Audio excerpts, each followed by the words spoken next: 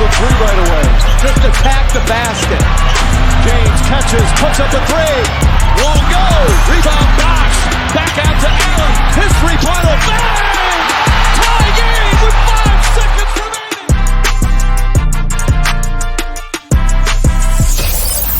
Welcome to the Ultimate Super Coach and Fantasy Sports Show. You are now listening to the Insight Fantasy Sports Podcast.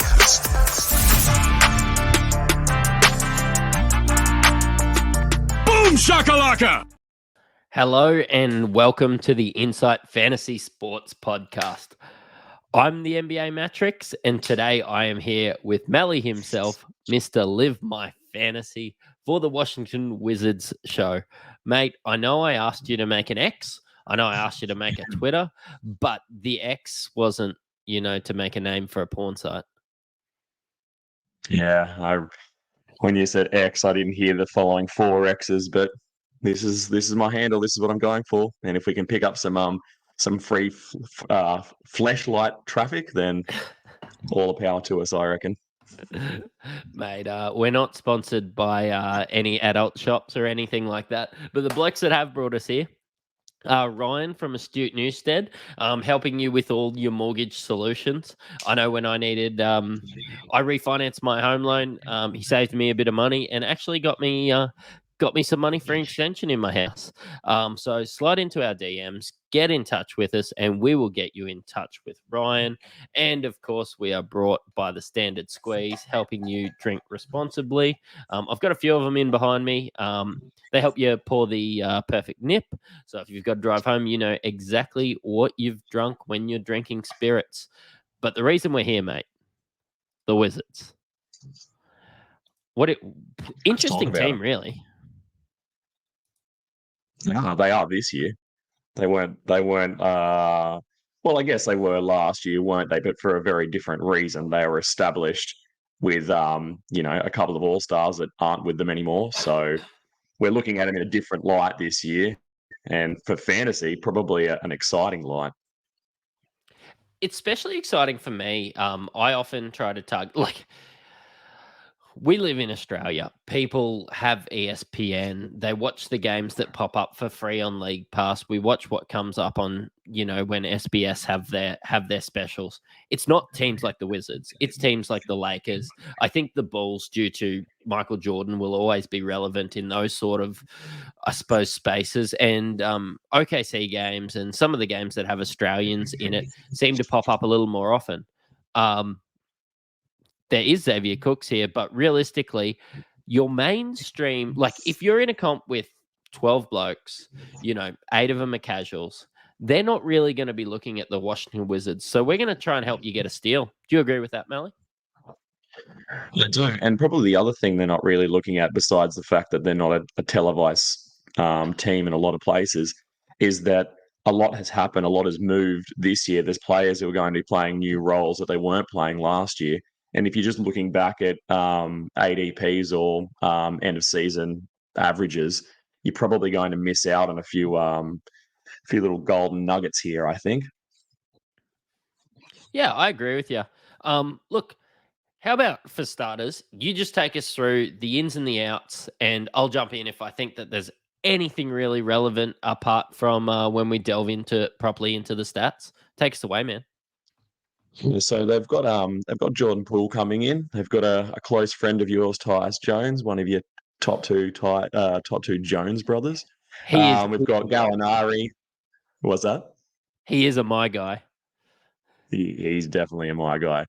Landry Shamet, some people say, is the ugliest man in the NBA. We've got Bilal Coulibaly, who's their rookie that they worked up for in the draft to collect. They've got Tristan Vukovic. He looks like he's staying in Serbia, which is a bit of a bummer because they need big men on this team. They got Patrick Baldwin Jr. and they got Ryan Rollins in the trade too. So on the way out, some massive names. Bradley Beal, he's obviously gone to the Suns. Kristaps Porzingis, he's off to the Celtics. So a couple of big name teams. Monte Morris, I don't think he'll particularly be missed. Jay Huff, Jordan Goodwin, and Isaiah Todd's gone as well. Look, apart from the obvious, like Kristaps Porzingis and Bradley Beal leaving, and even Monte Morris, he was a starter. Like, let's not take away from the fact that he was a starter. He could have been the worst starting point guard in the league last year. But realistically, what have we got? We've got 25 shots a night between those blokes. Like, we've got a lot. And your Tyus Jones, your Jordan Poole, Landry Shamet's going to take a couple. I think there's going to be a fair bit of growth from within with the Wizards. So I'm excited to see how that spread happens. And then, look, we've got a giant unicorn-sized hole that's emerged there as well. And I know you and I had a bit of a conversation about the fact that a young and improving and coming up to his prime Jordan Poole and moving out the other end Bradley Beal probably cancel each other out pretty well. But there is still that huge gap that's going to be left by Porzingis that we're going to talk about how we think that's going to be filled, who's going to take the shots, who's going to do the things that he was doing. And, we're going to go through the slides, and mainly we're going to focus on the blokes that played for the Wizards when we do a deep dive. But, one thing I'd like to note was, Beal has been a top 15, I suppose, fantasy relevant guy. Even last year, he was getting taken, mid-20s? So when you have a bloke like Jordan Poole that people were taking in the 70s or the 80s, actually, you've done the slides, so we'll look at exactly where he was. There's going to be that growth there, and maybe you could get a steal taking Jordan Poole at his current ADP. I'm not sure Jordan Poole's as good as Bradley Beal. I just want to leave that there straight away. But there's going to be some shots. Yeah, and there's a crossover. Paul's getting better and Beal's getting older, and he's on the other side of his prime. He's obviously in a better team than he was last year, but yeah, I think under a fantasy scope, I think Jordan Poole's definitely a person we need to have stuck in our minds. I'm gonna throw you one that you don't even know that we're gonna bring up. You're sitting there. You're sitting at pick 54. Mm-hmm. You need a shooting guard. Jordan Poole's sitting there. Bradley Beal's sitting there. Who do you pick? Well, I'm going to pick Poole. I'm going to pick Poole this year. Obviously, if you would have asked me this question 12 months ago, my answer would have been vastly different. But yeah, I'm picking Poole. I'm guessing by the tone of your voice, you're not agreeing with me there. No, I think Bradley Beal's going to get some quality shots. I think he's at least proven, I suppose, a few things on his scape. And Jordan Poole was a good player, and we'll probably delve in a little bit. His stats got a lot better when he didn't play with Steph Curry. Look who's not on this team, Steph Curry. You probably couldn't get anyone further from Steph Curry in a starting point guard position than Tyus Jones. But I just want to go with the proven. I think Bradley Beal will still be really good, and I think that Jordan Poole might turn out some toilet-sized efficiency numbers this year. I agree, but there was one thing that I picked up on what you said there was that Beal's going to get a lot of quality shots, and he is going to get a lot of quality shots, but Jordan Poole's going to get a lot of poor quality shots. He's going to have all the poor quality shots that he wants, so he can share a few with Kuz, but yeah, I think that's the difference, isn't it? One man's probably going to get less shots, better shots, more are going to go in, and the other man's going to get, it's going to be a buffet. He's just going to be able to take whatever he wants. And I really think the general consensus is that. The general consensus is that Jordan Poole's going to have a better year than Bradley Beal. But all I'm saying is let's not sleep on Bradley Beal. Bradley Beal's still the same player that he was. Bradley Beal's still a good quality player. He's still 30. Were you drafting LeBron top 6? Sorry, when he was 30? Bradley Beal's not LeBron, but he's still decent. He's going to be in a team that's going to be scoring a lot of points. Washington Wizards might not actually score that. I think they're actually going to be a good offense, but they might actually just be garbage as well, which isn't usually good for fantasy. No, it isn't. And, we'll probably get to that in later slides. But the last time we had a conversation was about the Spurs, and we look at how their season played out last year from a fan. Well, in a competitive NBA light, but also in a fantasy light where they were just tanking and shutting things down. After the All-Star break, things wound down pretty quickly. And then you look at this team this year and you go, oh, I see some similarities. Is that a risk that you think people should be wary of, that some of these players that we see on the next slide when we roll through are going to get shut down early when they're not making the playoffs or even the play-in? Looking at the starting five of this team, I'm not sure they need to rest players to be shit. Like It was so poetically said. Yeah, like realistically, like Kyle Kuzma hasn't had a successful year as a basketball player yet. He's had some really good fantasy years. He's had some years where he scored some points. He's had some years where he scored a lot of hype. He got an Eminem haircut, which was fantastic. But realistically, these guys haven't had good years. Like Tyus Jones has always been a small role player on fairly decent teams. Let's just remember Tyus Jones was a backup to Jeff Teague. I'm really high on him due to the opportunity, due to the shots, due to how much I think that he's going to be able to play. And I really like him as a player. But when I have a look at these guys around him, I'm not seeing a fantastic basketball team. And that's probably something that I'm going to asterisk a lot of these discussions about. Again, neither were the 22-23 Spurs. They didn't need to try and tank, and they did. And they had a bigger purpose. They had Wemby to chase, and that's obviously less chum in the water this year. There's not the players that we saw in this year's draft are going to be around next year. But it's something we're thinking about. Well, let's start by having a little look at Tyus Jones. I know that's a man you like talking about. Yes. And I think we think about the guy from last year, and we think about a man who played a backup role to Ja. And I think a lot of people have in their mind that he was a really strong six man, but I think he did his best work in that starting lineup. You would have watched more games than I would have in a Grizzlies jersey. So what do you think about that? Are we worried in any way that he's taking a starting role, or is it just going to be strength to strength for Tyus? No, I think that he has been the best backup in the league for years. He was great when he was backing up Jeff Teague. He's been great when he was backing up Mike Conley. He's great when he's backing up Ja Morant. I think a lot of the a lot of the value of him is being squeezed out by hype at the moment. And the fact that the Yahoo current ADP data has him getting picked at 80, I really like him. I really like taking him at 80 or 90, thinking that maybe he could be the 60th best player. But just remember, if his current ADP data is 80, then some people are taking him at 100, but some people are taking him at 60. There's just sort of an air of caution.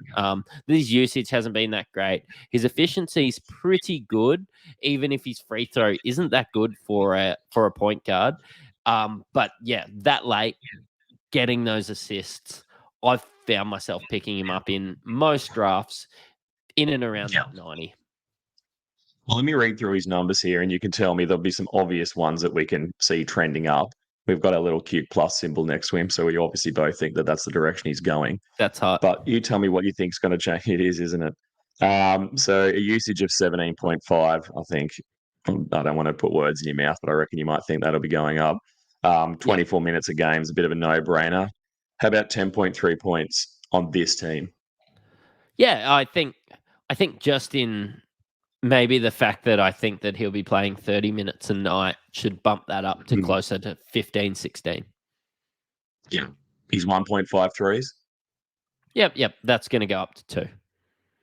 Yeah. His field goal percentage at 44% might take a little hit, but I can't see that. That's obviously not going to drop below 40%. I realistically think that he's going to be the same as that. Yeah. And then we've got 80% from the line. That's not going to change. 2.5 rebounds. There's not much to say on that. 5.2 assists. I think he's going to deal the ball out a little bit more than that. Just depends if the people around him can put it in, like the people who surrounded him at Memphis. Can I throw you a stats? And I'm going to shout out a great website in Stat News and something that I think is a little more relevant than these slides. And it's that Tyus Jones averaged 13.2 points, 7.1 assists, and 3.4 rebounds in 58 games without Ja Morant while he played for the Grizzlies.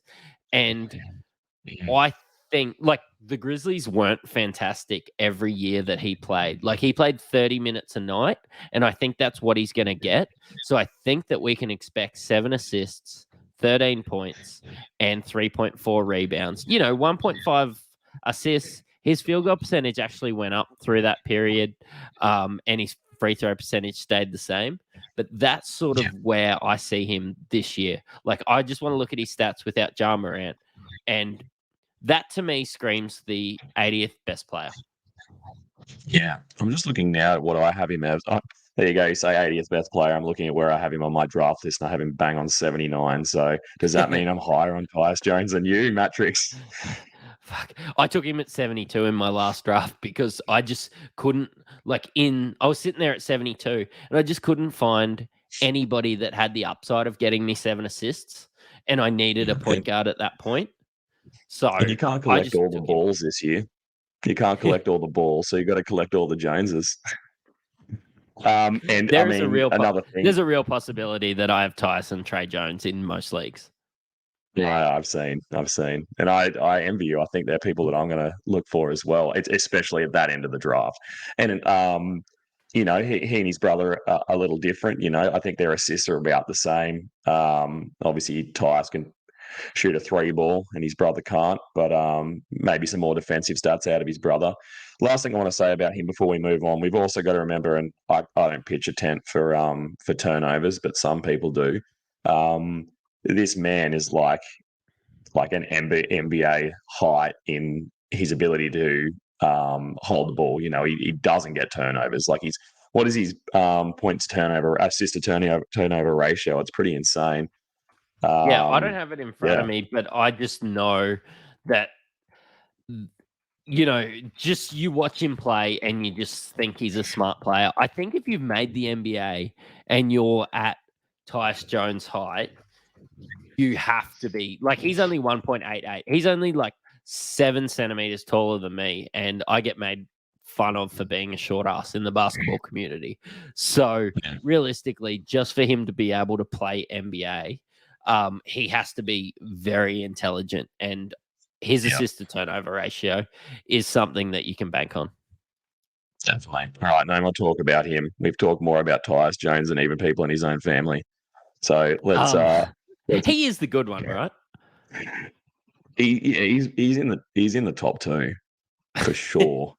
Is there a third brother? I don't want to diss any of the Joneses. I wonder if he's got a sister. Look, I know that we're going to talk about Jordan Poole and that a little bit later. I know that we're going to, a little sneak peek, we're going to talk about the battle between Corey Kispert and Denny Avdia. But Kyle Kuzma, I know that you're super high on him. He had last year an ADP of 94, and his ADP's kind of slipped back to 100 in current Yahoo ADP data. He's the 113th best player, and I don't actually understand it. I'm just looking at this team, mate. Nobody can shoot a ball. Let's look at this. Tyus, not really. Jordan Poole. Who? Kyle can. Kuzma.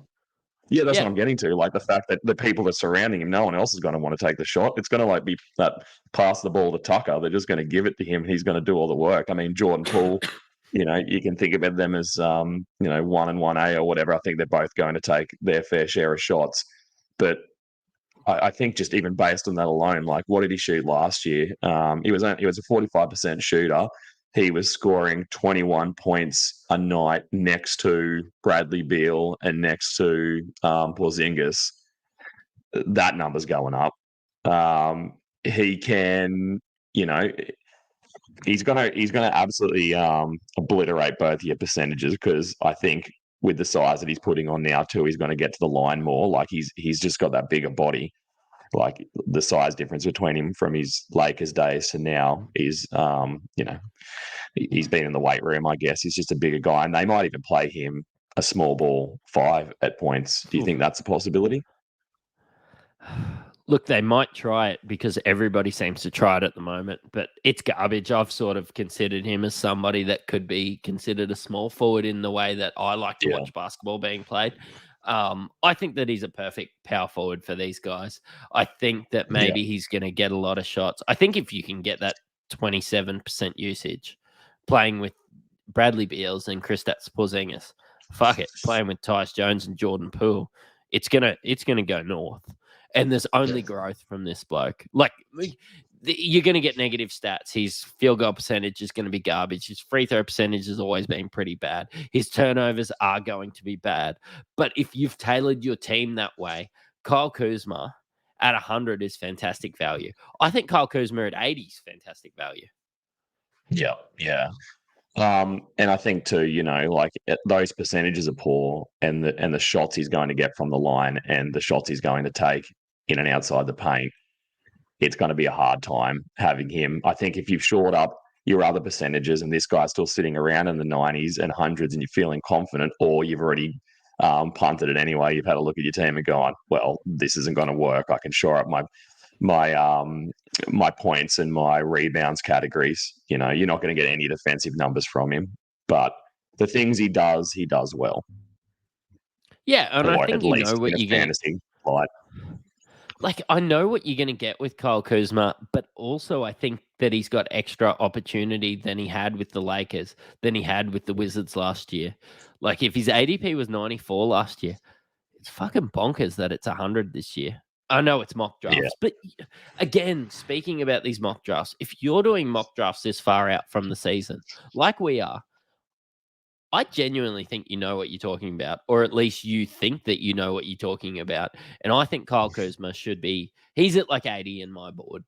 I think that I might take Tyus Jones before because he doesn't ruin my percentages, but I do like the fact that he's going to score probably an extra 12 points a night. And I'm stupid, but I'm taking him closer to the 70s. I don't know. There's something about him this year. Like, he's going from being the third option on the team to the first option. They just paid him 102 mil over 4 years. Like, they want to keep him there. They think that he's like something worth building around, building a culture around. He's not disgruntled. He doesn't want to get out of Washington. I guess he saw what the other side's like in Los Angeles, and he's quite happy to be here. So, yeah, I don't know. Something about him. Does 8 Mile have a basketball team? Because I think he'd like to play there. He'd get a run. Look, I disagree with you with the fact that Kyle Kuzma is the number one option for this team. I think Jordan Poole will be the number one option. But I do still see growth in Kyle Kuzma. Some backup minutes. Landry Shamet's going to stand in the corner. His usage is going to be low. I think his minutes are going to stay about the same because I think Phoenix needed somebody that would stand in the corner and just hit his shots. I think that you can probably just get that out of Corey Kispert, which is a little bit better than Landry Shamet. And I think that Corey Kispert and Denny Avdia are going to take the minutes from Shamet. So I don't really see I don't see that much upside in Landry Shamet. Are we happy to gloss over him? Yeah, he can go by the wayside. I agree. And, I don't know if you meant to segue from Kyle Kuzma to Landry Shamet with garbage field goal percentage, but that would have been a sweet way to go from one to the next. How about Daniel Gafford? What are your thoughts on him? I think that... So you did the slide. That's a disclaimer. Things I do really well. I talk and I drink beers. You did all the hard work on this one. But I noticed that you didn't put Xavier Cooks in there. And I think if Xavier Cooks is your best backup, you're going to be playing a lot more than 20 minutes a night. It's going to be 30 minutes a night. It's going to be 32 minutes a night. I don't know how much Mike Muscala is going to be playing because they're going to be kind of okay to lose. I've enjoyed watching Xavier Cooks play for the Kings. We're going to be doing an NBL Supercoach podcast, and I watched a fair bit of Xavier Cooks when he played in Australia. I think he's really good, and I think he's better than Mike Muscala, but I don't think he's much more than a 15 minutes per night guy. No, I agree. And when we look at Daniel Gafford too, I remember I picked him up off the waivers last year, and even though I mean he's a true centre by the old sense of the word, he stands at 6'10", so he's not extremely tall. Um, he's only 24, so he's pretty young, but this is quite a young team with a couple of old heads. 73% field goal percentage. He was one of the best in the league for that. 68% from the line, but he doesn't take a lot of shots from there, so he's not going to really pull you apart anyway. He's not a Giannis in that sense. His rebounding's a bit off, 5.6 rebounds. Isn't that anything to get excited about? 1.3 blocks. I kind of feel like last season that was worth getting excited about, but I see all these guys coming in this year and all the blocks that could be had from other players in the league, or these young guys coming in, and that doesn't excite me that much anymore. I just also remember having him last year and constantly having my finger over the drop button as I watch him enter games, leave games, enter game, leave games. I mean, there was a lot of that was he'd just get in foul trouble.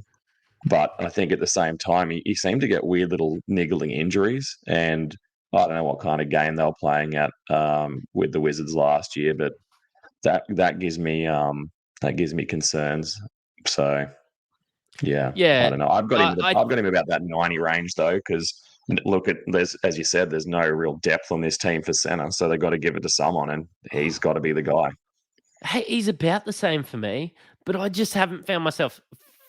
I suppose I've seen him at the top of my list drafting, and I've just found myself taking someone like Wendell Carter Jr. or just waiting and getting someone like Steven Adams and just saying, "Oh fuck, do I really care about free throw percentage?" Gafford's is shit Yeah. anyway. But one outlier I wanted to put with Daniel Gafford is that without Kristaps Porzingis in 6 games last year, he scored 16.8 points, 9 rebounds, and 1.6 assists. All right. Yeah, I think that like when he gets his uptick up into that 27 minutes per night, 30 minutes per night, I think this guy could average a double double. And if you're in a competition with stay on the double floor. doubles, yeah, exactly. And I think the second you see Daniel Gafford injured, pick up Xavier Cooks off waivers.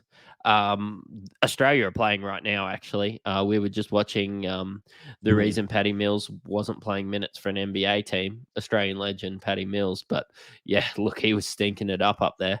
But Xavier Cooks is serviceable as a center as long as that he has these really good players around him. So I think if you see Daniel Gafford go down, pick up Xavier Cooks off your waivers. I think that he's a better chance than Mike Muscala. And Daniel Gafford, I think that you can expect probably 15 and 9 from him. And if you play double doubles, that's a really good role to play. Yeah. I think the only other person really worth talking about here is DeLon Wright. I know that, again, he was a guy I looked to constantly off the waivers last year for the steals. You know, you could just pull him in when you were getting close to winning a steals category. He got 1.3 of them per game last year, which is worth paying some attention to.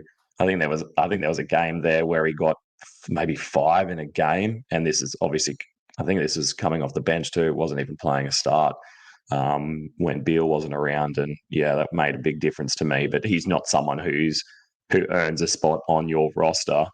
You just bring him in off the waivers when you need him, but he's there, and he'll probably play, I guess, the bulk of the backup point guard minutes.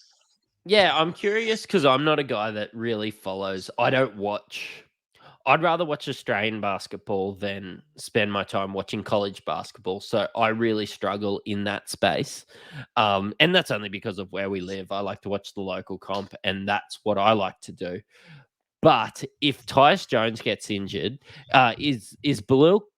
Oh, we're going to talk about Koulibaly in a little bit, but DeLon Wright has 3 triple doubles in his career. So I think that I find myself sometimes if I'm playing in those unique comps, those little outlier comps, sometimes I just like to add DeLon in my team because I just know that he's really good. And I watched him play for the Grizzlies myself. So yeah, if you've got a deep roster, why not chuck him on there? But there's going to be people coming up, especially all this young talent we're seeing coming through for the 23-24 season. You don't want to chog up your up your bench too much with players like him. If you see Tyus get hurt and go down, pick him up. Otherwise, just use him for steals when you need him. Do you want to look at the starting lineup? Oh, and Daniel Gafford is there as well, but after being out for a year, I don't know. He's older. I'm not that interested in him from a fantasy standpoint. I do find it in the first week, if you find yourself watching teams, really watch these unique teams. Watch teams like the Washington Wizards. And if Danilo Gallinari plays 20-odd minutes the first night, then go, fuck it. I'm going to take a risk on him and put him in your team. But don't draft him. That's not what we're saying. Maybe just keep an eye on it. Maybe watch the Wizards, just see what happens. Maybe he's just tore the house down in preseason. And and he's really going to earn those minutes, because the Danilo Gallinari of old would be really a serviceable player on this team, I think. So, yeah, he's got pedigree. So we'll look at the starting lineup now. We've already had a big chat about Tyus Jones. I think his minutes here are pretty safe. Jordan Poole, he's starting. Kyle Kuzma and Daniel Gafford. The only one that's up in the air a bit, we're going to have a bit of a deeper dive in a minute, is Danny Avdia, or whether Corey Kispert are going to start at the 3. They provide you with a pretty different skill set. Maybe it'll be a night-for-night thing, depending on who they match up against. Maybe we've got Avdia starting and then Kispert, closing games out. I'm not too sure. And I think that's one of those wait and see what happens in the preseason before that. I've got down here that they've got quite a bit of wing depth. They're very shallow at center. We're going to see an old-fashioned shootout between Kuz and Poole. Both of them are going to get plenty of shots, all the shots that they can handle. And yeah, just the fact that the last thing that we really have here with this starting lineup is that you can probably see when we look across the span of the league, across the 30 teams, that that they've probably had the biggest shake-up over the off-season, don't you reckon? Like, they've really torn it down. They're obviously starting again. They got rid of their all-stars.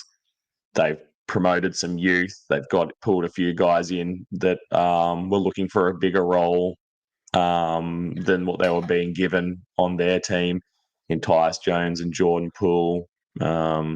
They've got who could be quite an exciting rookie coming in. So, but yeah, I think at the end of the day, they're not really going to light the world on fire this year. I don't want to be fucking cliche, but I wonder whether trust the process is sort of the situation here. Like, they got cuckolded by that Bradley Beal no trade clause. Like, I would be surprised if I see another no trade clause after that. That was awful. What they got for Beal was absolutely ludicrous. Yeah. Devastating for the franchise. Like, that could be a trade that we look back on that's worse than that Paul Pierce Brooklyn Nets trade, which I personally think is the worst trade of all time. But what they did with getting blokes like Tyus Jones, Jordan Poole, they've already went ahead and got themselves Kyle Kuzma years before. They've got guys that want to be there, and they've got guys that are talented. I think that they'll be able to keep Tyus, Jordan, and Kuzma together on the promise that, hey guys, we sucked this year. We're going to get some good draft picks. Maybe Denny Avdia grows into a really good defender, and they've got a good base for a good team. They're going to be crap this year, but I think that they're going to get a top 5 pick next year. So, yeah, I can agree with that. Let's talk about our boy, the Poole Party, Jordan Poole. The most exciting thing I saw when you put these stats together was how he is without Curry. So talk to me about it, because that's what I want to do with Tyus Jones. Talk about him without Jar, and they're completely different stats, aren't they? Yeah, well, we look across the board here, and we've just compared his averages for the year to the averages of the games that he played without Curry, and you can see the difference it made him being the lead on offense. He had the extra 4 minutes a game. He was putting up an extra 6 points with that. He was making more threes. The field goal percentage took a dip, which is to be expected. He was getting to the line more. Rebounds and assists stayed about the same. I'm surprised he didn't get a few more assists when he was out there, but he's a guy that he does his own work. He makes his own shot. I think a lot of the time he's not out there looking for other people. He's out there looking for the shot that he can make. He's driving, he's doing all that silly business. So, the steals and blocks stay about the same, but I think obviously the biggest thing here is the scoring and the threes. 3 might minutes. Be something that we 3.5 minutes a night for an extra 6 points. Like, I know you play basketball. I play basketball. Fucking, I'm lucky to score 6 points in the whole game, let alone get 6 points in an extra 3 minutes. Like, without Curry, he's not going to see Curry. Tyus Jones isn't going to be taking the shots. Denny Avdia is not going to be taking the shots. Daniel Gafford's just going to be there to clean up the mess that Jordan Poole makes. So if you take Jordan Poole in the 4th or 5th round, your field goal percentage is gone, but you're still holding your free throw percentage up. You're going to get some turnovers. He's still going to get assists, I think. He's going to pass it to his guys. He's still not a bad passer because he creates so much attention. I'm not as high as most on Jordan Poole. I noticed on current ADP data, he was going in and around that 50. I think if he was sitting in there around that 60 range, I would be ecstatic to get him. But I'm just not going to reach for a guy that, that was 5 assists per game passing to some elite players. There's not that many elite players for the Wizards. What do you think? Right. And I think it's going to be exciting to see him play outside of the Golden State system. I think, he's going to have some more flexibility. They're going to let him do what he wants. He's going to get all the shots he wants. And I think he's got a bit of a chip on his shoulder, which one of his kind teammates tried to knock out of him. But that's why I've got there that I think he's got a low percentage chance of getting smacked in the face by a teammate this year. But you never know.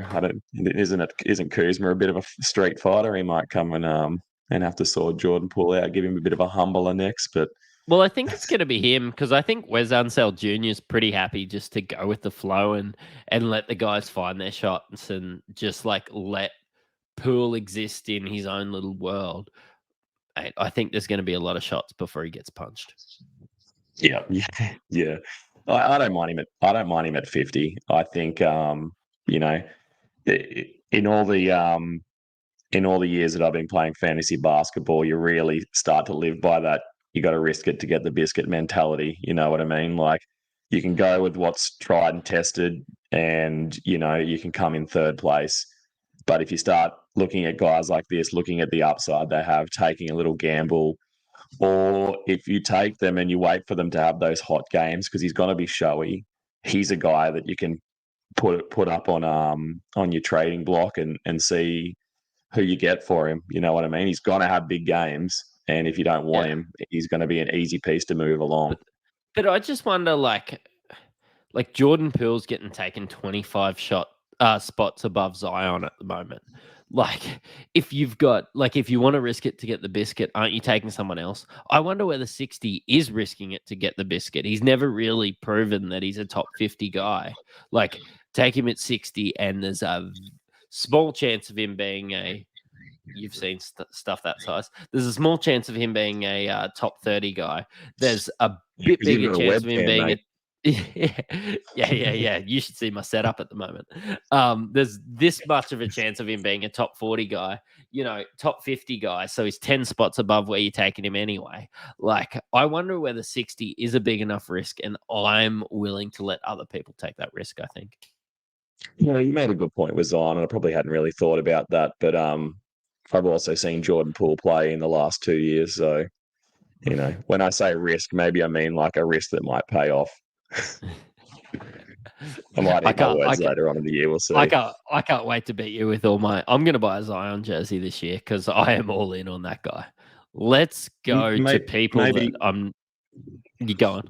I was just going to say, leaving Jordan Poole. Maybe I have a soft spot for the guy because I think there's a lot of time that people want to punch me in the face. So maybe there's a little bit of a connection there, you know. I've never really compared myself to Draymond Green, but I might. Yeah. Um, do you want offense or defense in your Washington Wizards? Because when I look at Kuzma, there's not a lot of defense going on. When I look at Poole, there's not a lot of defense going on. What do you think they're going to want out of their small forward spot? And I suppose the biggest discussion is Corey Kispert, Denny Avdia. We see them shaking hands now, but they might be each other's biggest rivals. Yeah, I think so. And I don't know. I think that you made the point as clear as you can. There's one that plays offense well. There's one that plays defense well. And when you look at the flip side, the other one can't do very well, you know, on the other end of the court. I think that we're going to have Denny Advia starting games, and then we're going to have Kispert finishing games. Maybe in the off season, Advia's shots come along a little bit, and we can only hope for that. And maybe that gives him a little bit more court time. I've just got down there that I'm worried about it being a death by timeshare. You know, I don't know. Maybe having both of these guys on the same team is going to negate both of their value. Like Wes Unseld Jr. seems to like playing Corey Kispert. Yeah, I don't know. I mean, Avdia played more minutes last year. I would say that there's more upside with Denny Avdia. He's not scoring a lot less points, but he's obviously not very offensively gifted. I think just having, like, if you're happy to take, and Denny Avdia being on the court is going to be great for Jordan Poole, and it's going to be great for Kyle Kuzma. It's not going to be so great for Tyus Jones because they're going to find him and he's going to miss the shot. But his assists are okay, out of position. His rebounds are good. He does get steals. He's a big, lengthy motherfucker. I do just really like Denny Avdia. I think that he is a guy that I'm going to be taking with the last pick in a lot of drafts, a lot of 12-team drafts. Yeah, and I think that's the place where I'd look for him too. It'd be nice if some of his defensive prowess kind of translated to his fantasy game, you know, coming in under a steal and half a block doesn't really get the needle moving much, but you know, there's a possibility that we see that improve as well. So I think you take him with your last pick, you see what they roll out in those first couple of games, and yeah, and you go from there. I think if he's a good basketball player and he proves to Wes that he is a serviceable player that should be on the court and he earns himself some more court times, whether it's fantasy relevant or not, he's going to score more points per game if he's out there for 32 minutes a night. And I think that, like, his defensive prowess might just get him more minutes out there. I wonder whether with Poole and Kuzma and Tyus and all those sorts of guys, I wonder if he even they need to score that many points from the small forward position. And if they want a guy to stand in the corner and hit shots, Kispert's your guy. If you want a guy to defend your best player, if I was the coach, Denny Avdia. I'm not, but Denny Avdia would be getting the minutes for me. Yeah, and I mean, your dad didn't play in the NBA, so. All right, let's head into Bilal Coulibaly.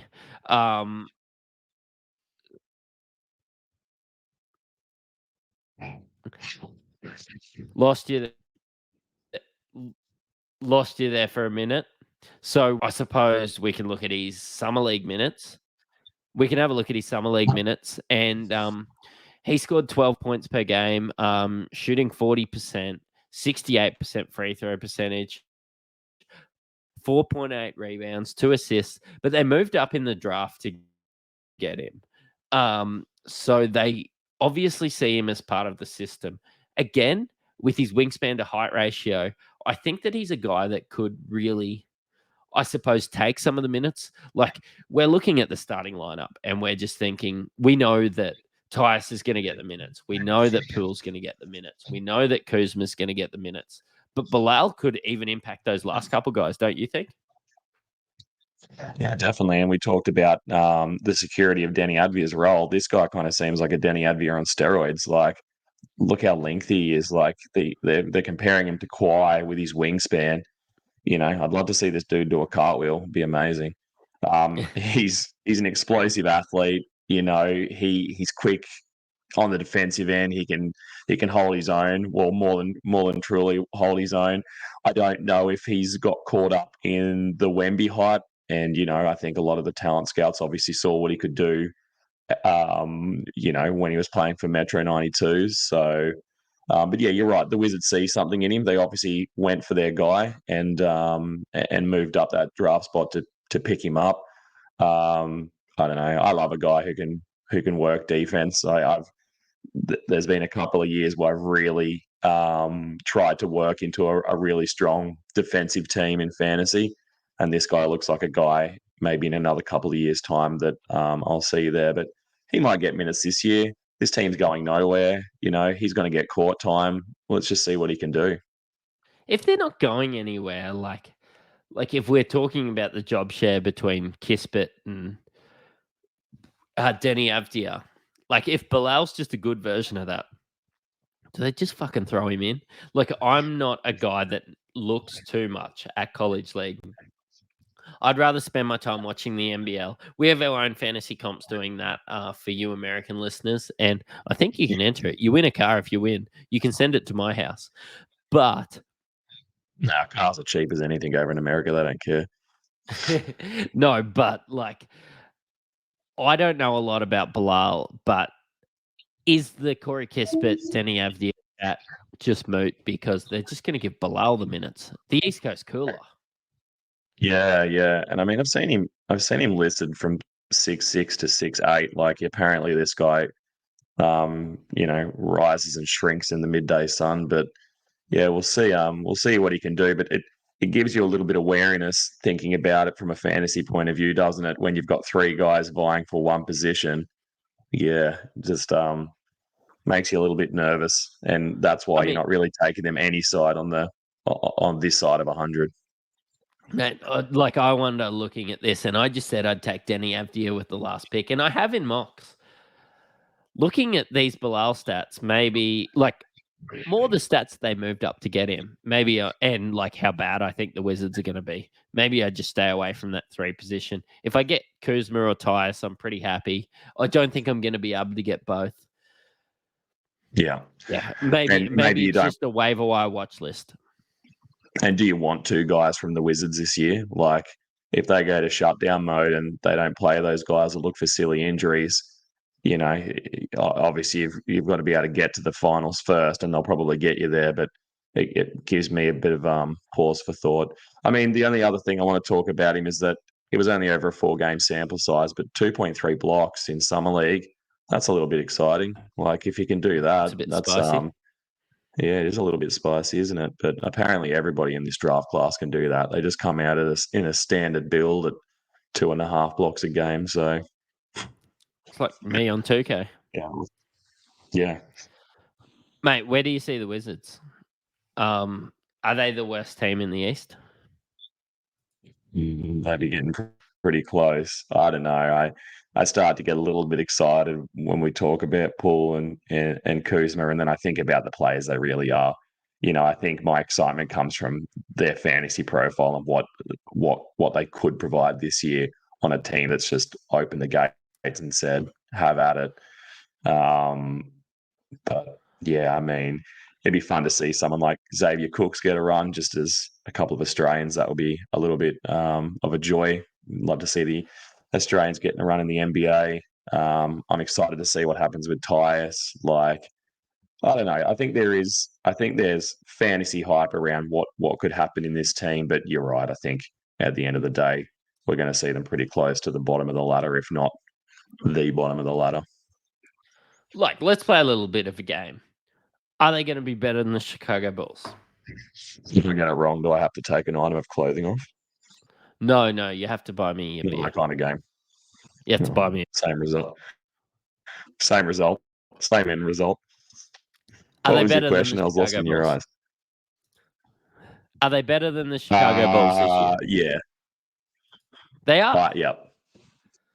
Are they better than the Orlando Magic? No.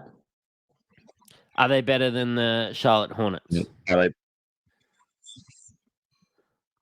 Charlotte Hornets. Are they better than the Sydney Kings? Are they better than the Detroit Pistons?